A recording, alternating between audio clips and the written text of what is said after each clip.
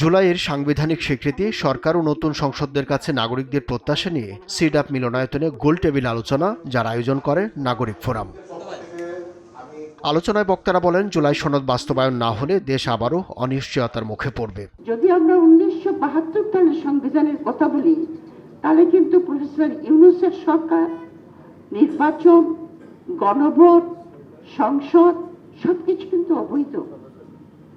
আপনি এটাকে বৈধতা দেওয়ার জন্যই আপনার জুলাই সনদকে মেনে নিতে হবে। জনতার আদালতে আমরা সরকারি দলের উপর দিতে বাধ্য হব এবং এরপর থেকে নতুন ধাঁচে, নতুন ধারায় আমাদের গণসংগ্রাম শুরু হবে। অকার্যকর হইলে এইবার যদি এটা ফেল করে, তাইলে আসলে এই 70-71-এর মতোই আসলে আরেক রকমের, কিংবা 24-এর মতোই আরেক রকমের একটা টাইম বমকে নিয়েই কিন্তু বাংলাদেশকে এগিয়ে যেতে হবে। সংসদে রাষ্ট্রপতির ভাষণ বয়কটের পরামর্শ দেন বক্তারা, না হলে সরকারকে নিয়ে প্রশ্ন উঠবে বলেও মত তাদের। গণভোটের বিষয়টা জনগণ অলরেডি জনগণের মধ্যে তার রায় দিয়ে দিয়েছে এবং আদালতের এই ব্যাপারে হস্তক্ষেপ করাটা, আদালতের এই ব্যাপারে এই যে রুল জারি করাটা আমার মনে হয় এখতিয়ার বহির্ভূত।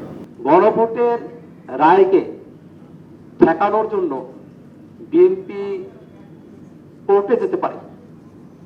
সেই বিএনপিকে ঠেকানোর জন্য কোথায় যেতে হবে সেটা জনগণের খুব ভালো করেই জানা আছে। একটা পত্রিকায় লিখেছে ইউনূস সরকারকে অবৈধ সরকার, এবং আমি শিওর আগামী 1-2 মাসের ভিতরে বর্তমান সরকারকে অবৈধ সরকার লেখার লোকও রেডি হয়ে বসে আছে। আইনের চোখ দিয়ে জুলাই সনদ না দেখার আহ্বান জানিয়ে বিএনপির সংসদ সদস্যদের সংবিধান সংস্কার পরিষদের সদস্য হিসেবে শপথ নেওয়ার পরামর্শ দেন বক্তারা।